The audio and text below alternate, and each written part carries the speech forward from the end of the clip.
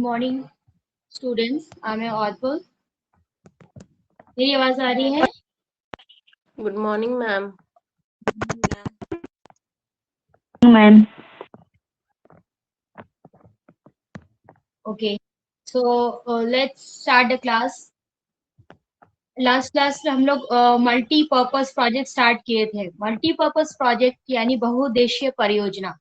बहुउद्देशीय परियोजना का मतलब है जो एक उद्देश्य नहीं, कई सारे उद्देश्य हैं। इरिगेशन के साथ ही साथ फ्लड कंट्रोल, फिशिंग, टूरिज्म, बहुत सारे पर्पज को सॉल्व किया जाता है। तो जब पहला डैम जो हम लोग ने कल डिस्कस किया था वो था भाखड़ा नांगल डैम। भाखड़ा नांगल डैम हम लोग कर चुके थे और आज हम लोग दामोदर प्रोजेक्ट के बारे में बात करेंगे जो कि झारखंड में है। So Damodar valley project, actually Damodar नदी जो है, एक्चुअली दामोदर नदी it is a tributary of Hooghly river. Hooghly नदी का ही एक ट्रिब्यूटरी है, सहायक नदी है। सो एक ये फ्लो करती है, बहती है मोर और less west to east direction through Jharkhand and West Bengal. तो इसका टोटल लेंथ जो है, लंबाई जो है वो इसके सोर्स से लेकर यानी कि छोटा नागपुर का हिल्स से मतलब झारखंड में, और ये हुगली में जाके मिलती है वेस्ट बंगाल में। तो 541 किलोमीटर है। Yes Abha, you can mute yourself. अगर कुछ बोलना है तो यू कैन आस्क, अथवा म्यूट कर लीजिए अपना माइक को। आभा दुंगडुंग, रोल नंबर 86, प्लीज माइक को म्यूट कर लीजिए। तो ये दामोदर नदी 541 किलोमीटर से ये जाके वेस्ट बंगाल में, और half of the part it is in Jharkhand और remaining half it is in west Bengal, पश्चिम बंगाल में है। और ये दामोदर नदी ये फिर दक्षिण की ओर मुड़ जाती है वर्धमान टाउन, और वहां पे जाके फिर आगे हुगली में जाके ज्वाइन करती है। तो दामोदर वैली जो है, दामोदर घाटी, it covers an area of 24,235 square kilometer. Damodar घाटी कितने क्षेत्र को कवर करती है? 24,235 स्क्वायर किलोमीटर झारखंड में और वेस्ट बंगाल में। तो यहाँ पे बोकारो, बराकर, कोनार, ये सब जो नदियां हैं छोटी छोटी, these are the important tributaries of Damodar river. So Damodar river, it is known as all of you know कि दामोदर नदी was termed as Saurav Bihar कहा जाता था, सौरव बंगाल कहा जाता है। क्योंकि यहाँ पे हर साल फ्लड आता है।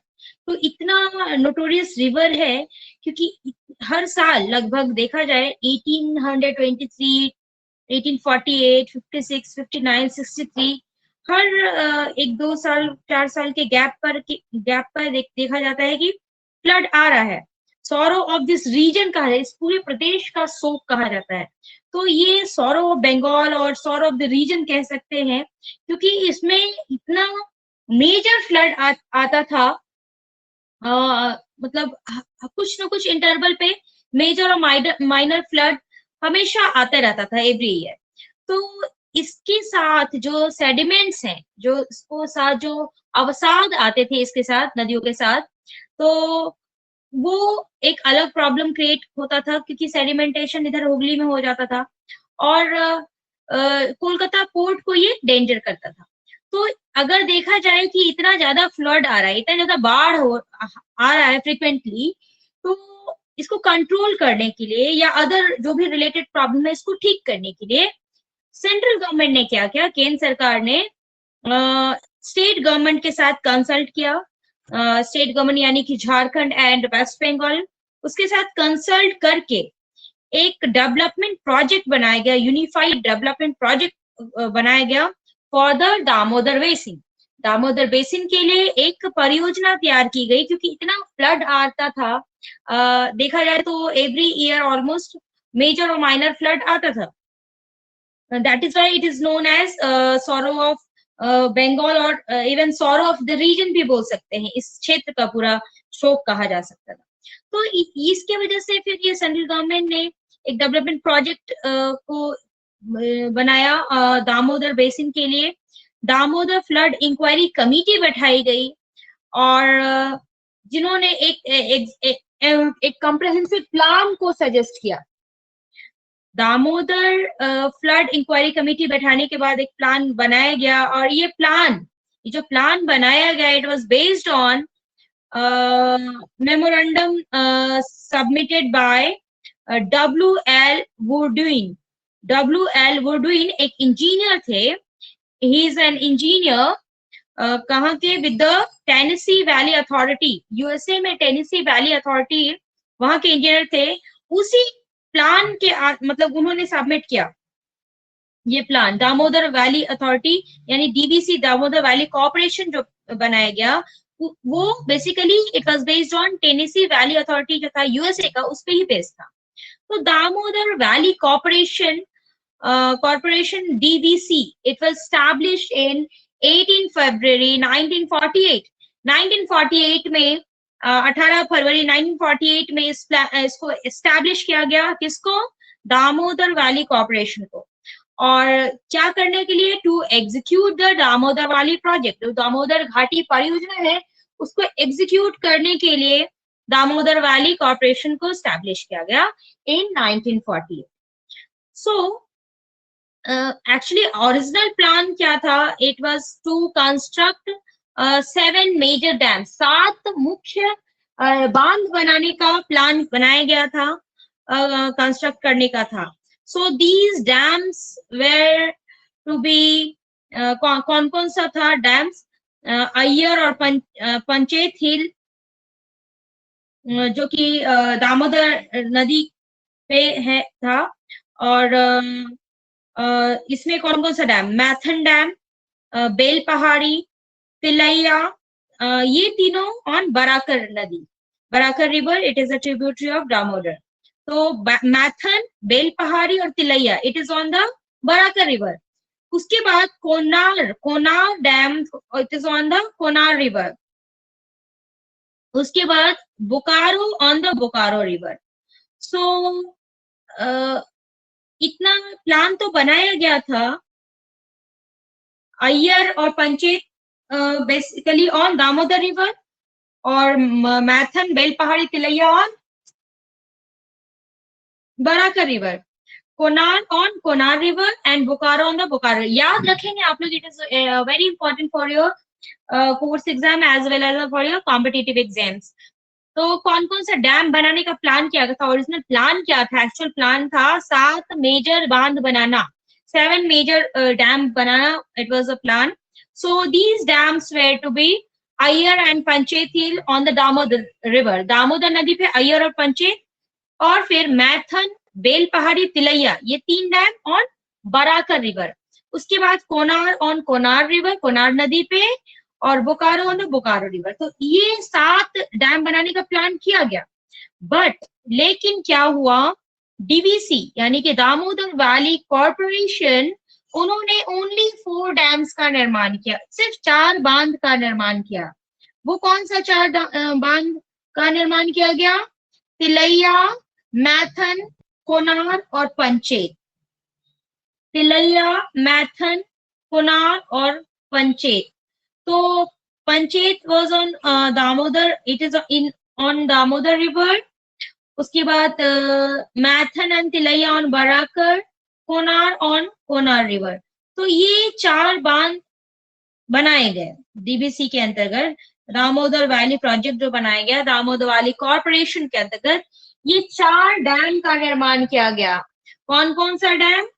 तिलैया, कोनार, मैथन एंड पंचेत, ये 4 बांध का निर्माण किया गया। इनिशियली 7 डैम्स कंस्ट्रक्ट करने का प्लान किया गया था, but only 4 dams has been constructed DVC यानी दामोदर वैली कॉर्पोरेशन के अंतर्गत।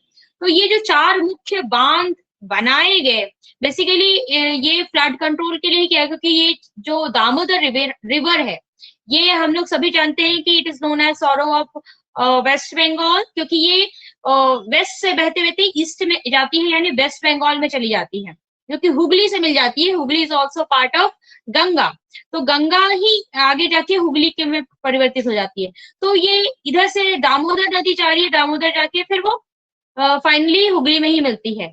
तो ये इतना ज्यादा फ्लड आता था, फ्रिक्वेंटली फ्लड आता था, हर साल बाढ़ आता था, तो फिर इसके लिए ये कॉर्पोरेशन में इट इज बेस्ड ऑन, ये भी याद रखेंगे आप, ये जो दामोदर वैली कॉर्पोरेशन है, it was based on Tennessee valley authority जो यूएसए का है, उस पे इसको इस प्लान को बेस किया गया, बनाया गया था। और ये इस पे ही आधारित है। ये इस तरह का क्वेश्चन आया हुआ है पहले भी एग्जाम में कि दामोदर वैली कॉर्पोरेशन जो है, दामोदर वैली अथॉरिटी, ये किस पे बेस्ड है। तो टीवीए बहुत सारे ऑप्शंस दिए रहेंगे, तो आपको याद रखना होगा टेनेसी वैली अथॉरिटी उस पे ही बेस्ड है।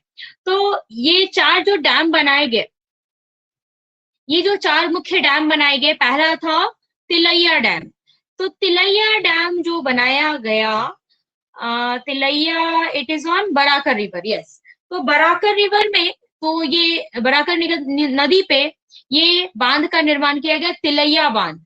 और इसको स्टार्ट किया गया था बनाने का कार्य, the construction on this dam was started in 1950, 1950 में इसका कंस्ट्रक्शन शुरू किया गया था, and it was completed in 1953, 1953 में इसको कंप्लीट कर लिया गया। और इसका लंबाई, इसकी लेंथ है 366 मीटर, 366 मीटर्स इसकी लंबाई है। और मैक्सिमम हाइट जो है above river bed is 30 metre. So इसका स्टोरेज कैपेसिटी कितना है, 395 million cubic metre, 395 million cubic meters, and its live storage capacity is 381 million cubic meter. तो ये एक कंक्रीट डैम है इस क्षेत्र का। दो पावर स्टेशन बनाए गए, 2000 किलोवाट का 2 पावर स्टेशन यहाँ सेटअप किया गया। और ये जो डैम, ये बांध बनाया गया, basically it provides irrigation facilities to 40,000 hectares of land. 40,000 hectare भूमि पे सिंचाई कार्य किया जाता है, किस डैम के माध्यम से, ये जो तिलैया डैम बनाया गया उससे। तो उस Tilaiya dam basically it was constructed on Barakar नदी, बराकर रिवर। उसके बाद जो सेकेंड डैम है वो है कोनार बांध, कोनार डैम। तो कोनार बांध मैंने अभी बोला, it has been constructed on Konar river in Hazaribagh district of Jharkhand. Hazaribagh जिले के अंतर्गत ये कोनार नदी पे बनाया गया Konar dam. So it is 3,549 metres long, लंबा है, और maximum height above river bed is 49 metres. और ये एक तरीके का अर्दन डैम है, मतलब ये कंक्रीट नहीं है, कंक्रीट थोड़ा बहुत है, स्पिलवे है। तो इसका gross storage capacity is 337 million cubic metre, 337 million cubic metre इसका ग्रॉस स्टोरेज कैपेसिटी है। But live storage capacity is 276 million cubic metre. और इस बांध का निर्माण, इस बांध का construction on this dam was started in 1950, 1950 में शुरुआत किया गया था कोनार बांध का निर्माण करना, और इट वाज कंप्लीटेड इन 1955, 1955 में ये पूर्ण हो गया। And it has installed capacity of 10 megawatts, 10 megawatt का कैपेसिटी है। और बोकारो स्टील प्लांट जो है, और ये जो बोकारो थर्मल प्लांट है, that receive hydro electric power and clean water from this dam only. तो ये बोकारो स्टील प्लांट आप देख रहे हो और बोकारो थर्मल प्लांट आप देख रहे हो, इनको हाइड्रो इलेक्ट्रिक पावर कहाँ से मिल रहे हैं, from Konar dam. And it also provide, Konar dam hydro electricity power supply तो करता ही है, कर ही रहा है इनको, साथ ही साथ इट प्रोवाइड्स इरिगेशन, सिंचाई की सुविधा मिल रहा है, irrigation to 45,000 hectares of agriculture land. 45,000 भूमि हेक्टेयर क्षेत्र में ये सिंचाई की सुविधा उपलब्ध कराता है। तो अभी हम लोग ने पहला Tilaiya dam, it is on Barakar river, Konar dam, it is on Konar River. So the third dam is Mathan Dam. And Mathan Dam, it has been constructed on Barakar River. Barakar Nadi पे बनाया गया है, and a little upstream from the confluence of River Damodar and Barakar. और it is 994 metre लंबा है, meters long, and its maximum height above the river bed is 49 metre. तो बहुत ऊंचाई मतलब कितनी है, maximum height is 49 metre above the river bed. तो ग्रॉस स्टोरेज कैपेसिटी, कुल जो क्षमता है रखने की, वो है 1357 million cubic metre. 1357 million cubic metre इसका स्टोरेज कैपेसिटी है, gross storage capacity. And this dam, ये जो मैथन डैम के बारे में हम लोग बात कर रहे हैं, Maithon dam it is construction, its construction was started इन 1951। 1951 में इसका निर्माण कार्य शुरू हुआ था, and it was completed in 1958। 1958 में ये कंप्लीट हुआ। तो it has an installed capacity of 60 megawatt। 60 megawatt का इंस्टॉल कैपेसिटी है मैथन डैम का। हो सकता है अभी कुछ इंक्रीज किया गया होगा। तो ये मैथन डैम बराकर नदी पे है। उसके बाद next dam is Panchet hill dam. Panchet hill dam जो है, it is also an earthen dam with concrete spillway, और ये भी दामोदर नदी पे बनाया गया। पंचेत हिल डैम दामोदर नदी पे बनाया गया है, और इसका कंस्ट्रक्शन का काम, निर्माण कार्य शुरू किया गया था इन 1952। 1952 में इसको शुरू किया गया, and it was completed in 1959। 59 में ये पूर्ण हो गया कार्य बना के। सो दिस डैम इज, ये जो डैम है, ये बांध जो है, ये लगभग 2,500 मीटर लंबा है, 2545 metre long, and its maximum height above the river bed is, उसका जो मैक्सिमम ऊंचाई है, अधिकतम ऊंचाई है above the river bed is 49 metres. 49 metres इसका मैक्सिमम हाइट है, and its gross storage capacity, इसका ग्रॉस स्टोरेज कैपेसिटी है 1497 million cubic metres. 1497 million cubic metres की स्टोरेज कैपेसिटी है, while its live storage capacity is 1307 million cubic metre. तो ये जो Panchet hill dam बनाया गया है on river Damodar, it has an installed capacity of 40 megawatts, and it irrigates about 28 lakh hectares of agricultural land। कुल कितना कृषि भूमि को सिंचाई की सुविधा देता है? 28 लाख हेक्टेयर भूमि को, और इसमें जो कैपेसिटी है that is 40 megawatt. So Panchet hill dam, it is on the Damodar river. उसके बाद ये 4 डैम के बाद, मतलब ये Tilaiya dam, Konar dam, Maithon dam and Panchet hill dam, तो उसके बाद एक बराज बनाया गया था, Durgapur barrage. Basically Durgapur barrage जो है, it is located at about 23 kilometre from Raniganj. Raniganj से 23 किलोमीटर की दूरी पे बनाया गया था। बेसिकली ये जो बराज बनाया गया था एक स्टोरेज के लिए, ताकि सिंचाई के लिए जल की सुविधा मिल सके, एक जल को उपलब्ध कराया जा सके। तो स्टोरेज ऑफ इरिगेशन वाटर एक तरीके का बनाया गया, सिंचाई की सुविधा मिल सके, इरिगेशन वाटर मिल सके, तो एक स्टोरेज बनाया गया दुर्गापुर बराज। और ये दुर्गापुर बराज जो है, it is 831 metre long, 831 metre लंबा है, and about 12 metre high, 12 metre ऊंचा है, and it stores the water from Konar, Tilaiya, Maithon and Panchet hill dam, उसके लिए भी ये पानी को संग्रहित करके रखता है। और ये जो बेसिकली पानी आता कहाँ से है दुर्गापुर बराज में, तो मैथन और पंचेत हिल डैम जो है वहां से ये वाटर प्रोवाइड करता है और इसको बल्क में वाटर मिल जाता है।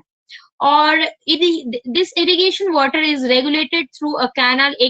अब सिंचाई करना है, मान लो सिंचाई करना है, दुर्गापुर बराज तो बना दिया गया, स्टोरेज कैप भी है, कैपेसिटी इरिगेशन वाटर के लिए, लेकिन इसको कैनाल के थ्रू चैनल किया गया, रेगुलेट किया गया, ताकि बहुत बड़े क्षेत्र को सिंचाई की सुविधा मिल सके। सो जो एरिया है it is about 5000 square kilometre. Bankura में, बर्धमान में, हुगली में, हावड़ा में, these are the important district जहां पे कैनाल के थ्रू सिंचाई की सुविधा दी जाती है इस बराज के द्वारा। तो the barrage was completed in 1955 में ये कंप्लीट हुआ था। And about 4 lakh hectares are irrigated mainly along the left bank in Varthaman and Hooghly district. Varthaman और हुगली जिले के लेफ्ट बैंक यानी बाएं तट पे बेसिकली लगभग 4 लाख हेक्टेयर क्षेत्र जो है इरिगेटेड होता है। और इसका जो हिली नेचर है इस क्षेत्र का, तो ये थोड़ा सा रिस्ट्रिक्टेड हो जाता है, इरिगेटेड एरिया को थोड़ा रिस्ट्रिक्ट करता है, क्योंकि ये छोटा नागपुर एरिया जो है झारखंड का थोड़ा सा हिली नेचर है, तो इस तरह का टेरेन है। और दामोदर कैनाल का लेफ्ट बैंक में नेविगेशन भी किया जाता है और इरिगेशन कैनाल भी बनाया गया है, कैलकाटा तक इसको कनेक्ट किया गया है, क्योंकि इधर पूरा रिवर दामोदर वैली जो है ये पूरा कोल फील्ड है, इधर पूरा कोयला क्षेत्र है।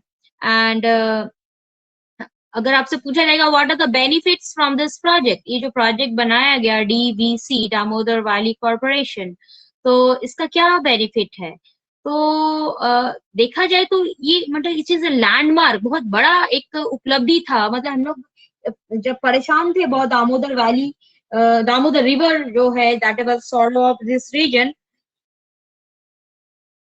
तो इसको बनाने के बाद काफी फ्लड में बहुत कंट्रोल हुआ, और भी कई चीज, फ्लड आता था तो कई सारी बीमारियां भी आती थी, तो एक उससे रिलेटेड जो भी बीमारियां हैं, जो भी प्रॉब्लम्स है वो दूर हुए।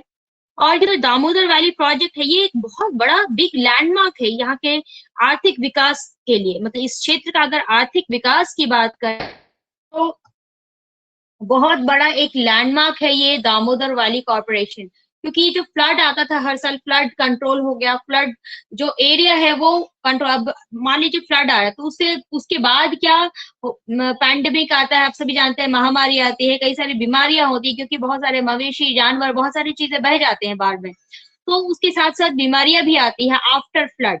और साथ ही साथ मलेरिया और कई जो इस तरह की बीमारियां हैं वाटर लॉगिंग की वजह से वो भी होते हैं। तो फ्लड कंट्रोल हुआ, पहला तो ये है कि फ्लड कंट्रोल हुआ, ये पूरा फ्लड प्रोन एरिया था झारखंड और वेस्ट बंगाल का, and the first benefit was flood control, बाढ़ नियंत्रित हो गया। ठीक है, दूसरा क्या हुआ, दूसरा जो सेकेंड है इरिगेशन फैसिलिटीज मिला, सिंचाई के लिए सुविधा उपलब्ध हुई, लगभग 5.5 लाख हेक्टेयर भूमि को सिंचाई की सुविधा मिली। तीसरा क्या हुआ, capacity, installed capacity was 2,60,000 kilowatt, और हाइड्रो और जो अलग अलग वेरियस डैम साइट्स के द्वारा हाइड्रो इलेक्ट्रिसिटी जनरेट किया। प्लस क्या हुआ, यहाँ जो सॉइल इरोजन होता था वो थोड़ा बहुत ठीक हुआ, रेगुलेट हुआ, बिकॉज फ्लो ऑफ वाटर भी रेगुलेट हुआ, तो ये भी रेगुलेट हो गया। Additional land reclamation for agriculture मिला इसको इस प्रोजेक्ट के बनने के बाद। उसके अलावा नेविगेशन भी किया जाने लगा दामोदर रिवर में, नौ वाहन भी किया जाने लगा दामोदर रिवर में, और इसके ट्रिब्यूटरीज और चैनल्स जो भी हैं।